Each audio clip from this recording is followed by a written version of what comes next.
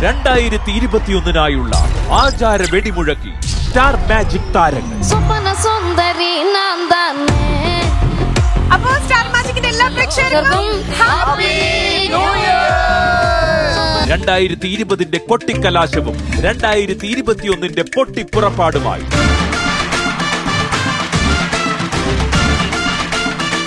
കൂർക്കച്ചേരി tyres.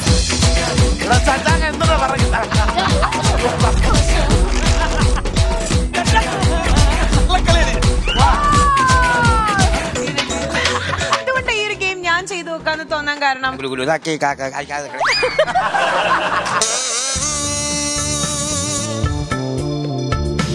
SPB സാറിന് ഒരു ട്രിബ്യൂട്ടാണ്.